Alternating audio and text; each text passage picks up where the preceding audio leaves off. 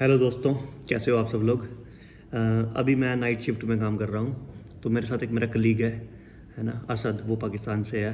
तो मैं उसके साथ कुछ बातचीत करने वाला हूँ। वो यहाँ पे स्टूडेंट आया था, तो मैंने सोचा यार उससे बातचीत करता हूँ, ताकि जो भी मैं उससे बातचीत करूँ वो मैसेज आप तक भी पहुँच सके, है ना। तो चलिए शुरू करते हैं वीडियो को। हेलो असद भाई, कैसे हो आप। Thank you Neeraj. मैं ठीक हूँ, आप कैसे हैं? बढ़िया, एकदम बढ़िया। तो हम बेसिक सी बातें करेंगे यार, जो हमारे देशों के लोग हैं ना, जैसे आप पाकिस्तान से हो, मैं इंडिया से हूँ। तो जो मेरे व्यूअर्स हैं ना, जितने भी व्यू करते हैं, तो मैक्सिमम इंडिया से और पाकिस्तान से ही हैं। ठीक है, जो 80-90% जो लोग हैं ना, वो वहीं से देखते हैं। जो हमारे देखने वाले हैं वो सब लोग कुछ कुछ सीख सके हमारी बातों से। ठीक है ना। तो अभी आप ये बताओ, आप यूके में कब आए थे। यूके में आज से 2 साल पहले जनवरी 2022 में आया था मास्टर्स करने के लिए किंगस्टन यूनिवर्सिटी लंदन से। मैंने MSc engineering project and system management किया है अच्छा। और वो आई थिंक 1.5 ईयर का कोर्स था। और उसके बाद से मैं 2 साल हो गए अभी यूके में। जी, स्टडीज़ ख़त्म हो गई है, अभी मैं as a full time job कर रहा हूँ। ओके, अभी आपका वीज़ा कौन सा है, क्योंकि स्टूडेंट वीज़ा तो ख़त्म हो गया होगा। जी, अभी मैं पोस्ट स्टडी वर्क वीज़ा है जो कि ग्रेजुएट वीज़ा कहलाता है। ये स्टडीज़ के बाद 2 साल के लिए दिया जाता है। जिसको इधर PSW भी बोलते हैं, जी, वही ना। इसका पहले नाम जो जब सबसे पहले दिया था तो ये पोस्ट स्टडी वर्क वीज़ा था। अभी इसको एज अ ग्रेजुएट वीज़ा के नाम से बोला जाता है। 2 साल के लिए होता है। ओके, तो अब अभी आपको स्पॉन्सरशिप लेनी है। ठीक है, अभी आपका कितना टाइम का वीज़ा बचा है। अभी 1 साल और कुछ मंथ हैं ओके ओके। जो अभी इन प्रोसेस है। तो आपका क्या प्लान है अपना वीज़ा एक्सटेंड करवाने के लिए, या फिर स्पॉन्सर वीज़ा लेने के लिए। वेल, फर्स्ट ऑफ ऑल ज़रूरी होता है कि आप कोई जॉब ढूंढ लें हाँ। To gain some experience with in UK. Outside experience environment, अगर हम इंडिया पाकिस्तान को लेते हैं, वहाँ पे काम करने का एनवायरनमेंट डिफरेंट है यहाँ की निस्बत। वर्क कल्चर डिफरेंट है, रूटीन्स चीज़ें बहुत सारी मुख्तलिफ हैं। तो यहाँ पे फर्स्ट चीज़ की प्रायोरिटी ये होनी चाहिए कि आप जॉब लें किसी भी फील्ड में, आइदर विद स्पॉन्सरशिप और विदाउट स्पॉन्सरशिप, ताकि आप एक्सपीरियंस गेन कर सकें। और उस एक्सपीरियंस को यूटिलाइज़ करके आप अपनी कंपनी में भी स्पॉन्सरशिप ले सकते हैं। ओके। साथ ही साथ आप, अगर वो कंपनी नहीं स्पॉन्सर कर सकती या लाइसेंस होल्डर नहीं है, तो आपको ऐसी जॉब मिल सकती है with in that certain period of time of 2 years के आप जो कोई स्पॉन्सर जॉब ढूंढो उस एक्सपीरियंस की बेस। ओके। सो कितना डिफ़िकल्ट है कि जॉब आपको सेम जिस फील्ड में आपने स्टडी करी है, उस फील्ड में, सेम फील्ड में आपको जॉब मिलना कितना डिफ़िकल्ट है, या इजी है। क्योंकि आप तो जिस फील्ड में आपने स्टडी करी है उसी फील्ड में आपको जॉब मिली हुई है अभी, है ना। तो कितना डिफ़िकल्ट लगता है, मतलब। ये मैं ये नहीं कहूँगा कि ये बहुत मुश्किल है, ये बहुत आसान है। It depends on persons commitment कि आप कितना कमिट हो अपनी फील्ड की जॉब ढूंढने में। आप अगर आपके पास एक्सपीरियंस है, पास्ट एक्सपीरियंस है, तो उस एक्सपीरियंस के बेस पे आपको जॉब्स आ जाती हैं। Okay. To stay in touch with industry, आपको जो पिछला एक्सपीरियंस है उसको रिविज़िट करना पड़ता है, उस एक्सपीरियंस को शेयर करना पड़ता है। ठीक है, तो अगर उस बेस पे आपको जॉब्स मिल जाती हैं, फिर आपको थोड़ा बहुत टाइम टू टाइम आपको प्रूव करना पड़ता है अपनी जॉब में अपने आप को। तो आई डोंट थिंक सो कि ये बहुत मुश्किल काम है।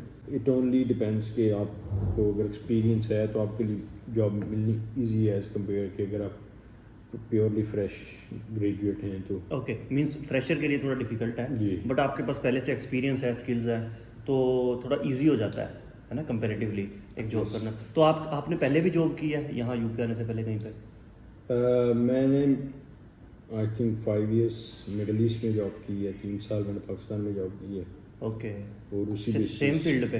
हाँ जी, सेम फील्ड में। तो उसका मुझे यहाँ पे एडवांटेज ये हुआ कि उसी की बेसिस पे मुझे यहाँ पे जॉब मिली। ओके, तो आपका कहने का मतलब है कि आपने अपने पाकिस्तान में जॉब करी है इंजीनियरिंग में, फिर आपने मिडिल ईस्ट में काम किया इंजीनियरिंग में ही, तो आप फिर यहाँ आए, यहाँ पे आपने स्टडी करी, Yes. फिर ये सारा कुछ जो मिला के आपने इतना सारा किया है, फिर आपको उसके बिहाफ पे अभी यहाँ पे जॉब मिल गई है। Yes. तो बेटर है ये वाली। आप अभी ये बात सही है कि एक्सपीरियंस से जॉब मिल जाती है इजीली यहाँ पे। और एक चीज़ और आपसे पूछूंगा मैं, जब आप यहाँ पे स्टडी आए थे, है ना, मास्टर्स के लिए आए थे आप यहाँ पे, 1 साल का कोर्स था, तो उस टाइम पे आप पार्ट टाइम जॉब करते थे? जी।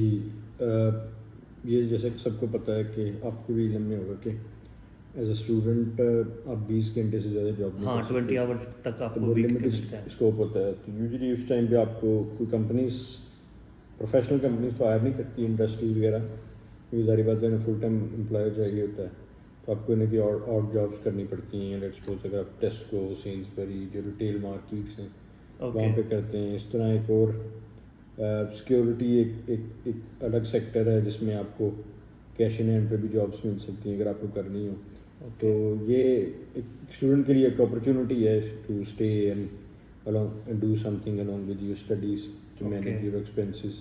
हाँ, तो जब आप स्टूडेंट थे, है ना, तो उस टाइम पे मंथ का कितना बन जाता था आपका?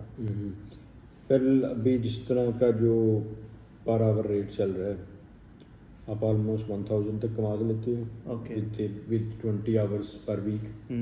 तो उसमें अगर आप एज ए सिंगल हो, जैसे मैं सिंगल रहता हूँ, तो उसमें ये कि आप 1000 में आपका इजीली एक्सपेंस निकल जाता है आपका। 400 का आपका रूम का रेंट है, 200-300 ट्रैवलिंग और 200-300 वो। और अगर आप एक थोड़ा एक्स्ट्रा एफर्ट करते हो, कोई कैश इन हैंड या इस तरह की जॉब्स करते हो, तो उसमें ये है कि आप डिपेंड करता है। अगर आप स्टडीज़ को इजीली मैनेज कर लो तो 1500-2000 तक भी जा सकते हो। ओके। तो आपका कहने का मतलब है कि 1000 तो बन ही जाता है, और 1500 से 2000 भी बन जाता है अगर कोई बंदा थोड़ा तेज हो, और है ना, कैश इन हैंड जो अगर आपको कैश इन हैंड में मूव करना है, बट फिर आपको स्टडीज़ पे कंप्रोमाइज़ करना पड़ेगा। उसके बहुत सारे साइड इफ़ेक्ट्स होते हैं। लेट्स सपोज अगर आप स्टडी पे कंप्रोमाइज़ करते हो और कल को आप किसी मॉड्यूल में फेल हो गए हो, या आप रह गए हो, क्योंकि बाज़ औक़ात कुछ स्टूडेंट्स ऐसे आते हैं जो फ़ीस पे करके नहीं आते, तो यहाँ आके फ़ीस पे करनी पड़ती है। वो फ़ीस पे करने के प्रोसेस में और जॉब्स करने करते हैं, मोस्ट ऑफ द टाइम जो है वो और जॉब्स में स्पेंड करते हैं, स्टडीज़ को भूल जाते हैं। फिर उसका ये ड्रॉबैक होता है कि आपको जो आपने स्टडीज़ की होती है उसका भी आपको नहीं पता लगता कि आपने क्या पढ़ा है। फिर उसको कैसे एक्सप्लेन करेंगे जॉब इंटरव्यूज़ के लिए, उसकी बेसिस पे जॉब्स कैसे लेंगे।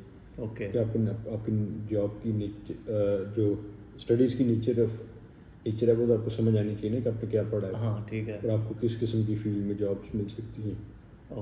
तो आपका कहने का मतलब है कि जो बंदा यहाँ पे स्टडी के लिए आ रहा है तो एटलीस्ट अपनी स्टडी कंटिन्यू करे, है ना, अच्छे से स्टडी पे ध्यान देके करे कंटिन्यू। वो एक मीन्स के एक 1 ईयर 3 मंथ्स 4 मंथ्स का पीरियड होता है। अगर उस पर कंप्रोमाइज़ ना करे, अपनी स्टडीज़ को प्रॉपरली मैनेज करे और एक्सपेंसेस के लिए थोड़ा बहुत वेट कर ले। अगर उसके पास इतनी रिसोर्सेज हैं कि वो इजीली अपने जो फीस और चीज़ें हैं वो पहले पे कर सकता है, तो ज़्यादा बेहतर है। क्योंकि उससे ये होगा कि प्रॉपर स्टडीज़ करते हो, उस बेसिस पे आप आगे जॉब्स भी ले सकते हो। जब आपका जॉब वाला मामला सेटल हो गया तो आपके पास लीवरेज है, आप कुछ भी कर सकते हो। कि जब graduate visa, full time visa है आपके पास, even after finishing your masters you get some time 2-3 months to change into graduate visa. तो उसके बाद ग्रेजुएट वीज़ा में जब तक जॉब नहीं मिलती है, फुल टाइम जितना मर्जी काम करो, 24 आवर्स करो, जो मर्जी काम करो। उससे ये कि आप जो है, अगर आपने इनिशियली बहुत ज़्यादा इन्वेस्टमेंट की, आप उसको जो है वो ले भी सकते हो वापस। और आपने एक चीज़ नोट करी है कि कुछ लोग हमारे इंडियन और पाकिस्तानी ज़्यादा करते हैं, वो क्या करते हैं, मोस्टली यूके में आते हैं स्टडी के लिए और यहाँ की स्टडी अपनी छोड़ देते हैं, है ना, यूनिवर्सिटी नहीं जाते। तो वो चीज़ सही है क्या आपके हिसाब से? मैं ऐसी चीज़ को सपोर्ट नहीं करूँगा। उसकी बहुत सारी रीजंस हैं कि अगर आप लॉन्ग टर्म गोल्स आपके सेटल हैं कि आपने यहाँ पे सेटल भी होना है, आपने एक फाइनेंशियली स्टेबल भी होना है, तो उसके लिए ज़रूरी ये है कि आप जो आपका गोल हो वो लॉन्ग टर्म हो, आप उसकी तरफ सोचें। सपोज अगर आप इंजीनियर बनना चाहते हैं, आप आईटी की फील्ड में जाना चाहते हैं, ठीक है, सॉफ्टवेयर इंजीनियर बनना चाहते हैं, तो आपका गोल ये होना चाहिए कि उसके लिए क्या क्वालिफिकेशन, क्या स्किल्स चाहिए जो मेरे अंदर होनी चाहिए, ओके मुझे एक्वायर करनी है। जब से वो हासिल हो जाएंगी उसके बाद आप अपने गोल की तरफ मूव कर जाएंगे। मे बी इनिशियली आप लेस अर्न करो, मे बी 20,000 पर ईयर, जो कि I think 1,500 1,600 after tax probably you will get per month. और अगर आप दूसरी शॉर्ट टर्म गोल्स की तरफ जाओगे, यार पढ़ाई छोड़ो, काम करो, जॉब करो, ये करो, उसमें ये है कि आपकी ग्रोथ नहीं है, पोटेंशियल ग्रोथ नहीं है। आप लाइक जैसे मैं आपके साथ एक्सपीरियंस शेयर करूँगा। एक आदमी एक रिटेल शॉप में जॉब कर रहा था। He was pushing the trolleys, he was earning the same per hour pay which I was getting when I was a student. Okay So that showed me like he was of age 50 somehow and I'm 30. So within that 20 years period, if he would be at the same place where I am, like I moved into a technical job, in a professional job, and I believe like in next 20 years time my potential growth will be more okay than him. या Because he's probably started at £6, then 7, 8, 9 per year. और So that means there is no growth there. You will get average amount okay like 2,000. हाँ 25 तो आपका कहने का मतलब ये है कि भाई एक 50 साल का बंदा जो आपने देखा वो भी वही काम कर रहा था, है ना, वो भी उतने पैसे कमा रहा था जितना आप 30 इयर्स की एज में कमा रहे थे एज ए स्टूडेंट। ठीक है, तो अगर उसने अब टाइम रहते कुछ स्किल सीखी होती, क्योंकि ट्रॉली तो कोई भी खींच सकता है, अगर उसने कोई स्किल सीखी होती तो आज उसका लेवल कहीं और होता। वही आप अभी आपने अपनी बताया कि आपने स्टडी अपनी कंप्लीट करी है, अब आप स्टडी के उसमें जॉब हो कर रहे हो। ठीक है, तो इन फ्यूचर आपका ग्रोथ बहुत ज़्यादा होगा। जब आप 50 के हो जाओगे 20 साल के बाद, तब आपकी ग्रोथ बहुत ज़्यादा हो जाएगी, है ना। जी। हाँ, तो हो गया। और अब आप मुझे बताओ कि ओवरऑल आपका यूके का एक्सपीरियंस कैसा रहा, कि आप पाकिस्तान से यूके में आए हो, बीच बीच में मिडिल ईस्ट भी रहे हो, तो यूके को कैसे आप बताओगे कि यूके कैसा है? हमारे कंट्री में और यहाँ पे बहुत मेजर डिफरेंस है। लेट्स सपोज हमारे सब कॉन्टिनेंट में, वहाँ पे एक ये लीवरेज होता है कि बाज़ औक़ात कुछ फैमिलीज़ में एक आदमी सिर्फ कमाने वाला है, बाकी सब लोग खाने वाले हैं। और साथ ही साथ एक चीज़, ये चीज़ मैंने नोट की है कि आपकी प्लस और माइनस हर बंदा नोट कर रहा होता है, क्या अच्छा चल रहा है, क्या लोग आपकी बात continuously they want to stay informed कि आप क्या कर रहे हो, आप किधर जा रहे हो। यहाँ पे ऐसा नहीं है, आप इंडिपेंडेंट हो, सोशली इंडिपेंडेंट हो, फाइनेंशियली इंडिपेंडेंट हो, आप ज़्यादा कमाते हो अपने लिए कमाते हो, थोड़ा कमाते हो अपने लिए करते हो, ओके नो वन बॉदर्स। यहाँ पे एक चीज़ ये है, वहाँ पे हमारे कल्चर में या एनवायरनमेंट में, सब कॉन्टिनेंट में ये है कि हम पर्सनैलिटी वाइज लोगों को जज करते हैं। कोई अच्छा ड्रेस पहन रहा है, कोई अच्छा खा रहा है, किसी के पास अच्छी गाड़ी है, ये चीज़। यहाँ पे ऐसी चीज़ नहीं है। मेजॉरिटी जो बहुत सारे इवन CEOs है, उनको मैंने देखा है अक्सर वो ट्रेन में खड़े होकर जा रहे, डजंट बॉदर। ओके और हमारे वहाँ पे CEOs किसी कंपनी का हो तो 2 गाड़ियाँ उसके आगे, 2 पीछे, ओके प्रोटोकॉल्स होते हैं। तो मतलब यहाँ पे ओवरऑल ऐसा है कि आप सब मान लो लोग कि एक सब जैसे, इक्वल सब हैं, equal हैं। इक्वल हैं यहाँ पे, है ना। ठीक है। और एक वन थिंग, अब लास्ट एक ना, जो लोग हमारे यहाँ पे देख रहे हैं, है ना, उन लोगों को क्या मैसेज देना चाहोगे जो लोग यूके आने की प्लानिंग कर रहे हैं या सोच रहे हैं कि हम स्टडी पे जाएंगे वहाँ पे, तो उनके लिए कुछ मैसेज आप देना चाहोगे? मेरा सबके लिए मैसेज ये है कि नथिंग इज़ ईजी। यहाँ पे सब कुछ जो आपको प्लेट में रख के नहीं देंगे, कुछ भी आपको एफर्ट करनी पड़ेगी, इधर आप स्किल्ड हो या नहीं हो। बेस्ट ऑप्शन आपके लिए ये है कि आप अपने आप से ये क्वेश्चन करो कि आपका गोल क्या है यूके जाने का। कि मेजॉरिटी जो स्टूडेंट्स यंग एज में आते हैं, उनके माइंड में सिर्फ ये होता है कि यूके जाएंगे, यूके देखेंगे, क्योंकि जो हॉलीवुड बॉलीवुड की मूवीज़ में यूके दिखाया जाता है, इन एक्चुअल वो नहीं है। कि ठंडी हवाएं चल रही हैं, हम जो डांस हो रहा है, ये हो रहा है, एंजॉय हो रहा है, लोग पार्टीज़ कर रहे हैं। पार्टीज़ चलती हैं बट लिमिटेड स्कोप ये पार्टीज़ का। बाकी 6 डेज़ या 7 डेज़ लोग काम भी करते हैं। हाँ और काम के बगैर लोगों का ज़िंदा रहना मुश्किल है यहाँ पे।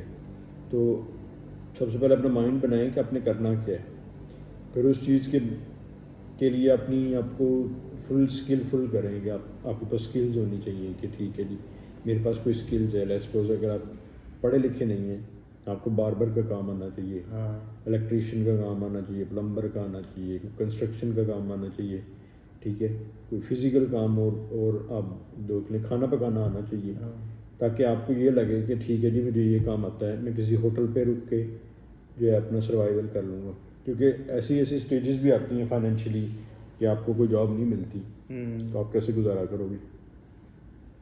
इंडिया या पाकिस्तान से पैसा वो आके तो बात नहीं बनती ना। सही बात है, आपकी बात सही है। मैं भी अपनी वीडियोस में यही बोलता हूँ कि अगर आप कुछ भी इंडिया से, पाकिस्तान से, कहीं से भी आ रहे हो यहाँ स्टूडेंट, तो आपको फीसें तो निकालनी है अपनी और अपना खर्चा भी निकालना है। क्योंकि अगर हाँ भाई आपके पास बहुत सारा पैसा है तो बात अलग है, पर अगर आपके यहाँ कमाने के तरीके से आ रहे हो कि यहाँ के कमाना है, तो कम से कम यार कुछ ना कुछ काम सीख के आओ। जैसे आपने बताया प्लम्बिंग का हो गया, कंस्ट्रक्शन हो गया, लकड़ी का काम हो गया, है ना, बाबर का काम हो गया, कुछ भी काम एक स्किल सीख के आ जाओ, 5-7 महीने वहाँ लगा लो, एटलीस्ट आपको यहाँ पे काम मिल जाएगा। और काम मिल जाएगा तो यार आपका थोड़ा जीवन ना ईजी हो जाएगा, सर्वाइवल थोड़ा ईजी हो जाएगा। बाकी स्टडी आप करते ही रहो अपनी कंप्लीट, वो तो कंप्लीट करनी ही करनी है, स्टडी मत छोड़ो अपनी। तो थैंक यू असद भाई, बहुत अच्छा लगा। Thank you Babu. Thank you, आपका बहुत शुक्रिया।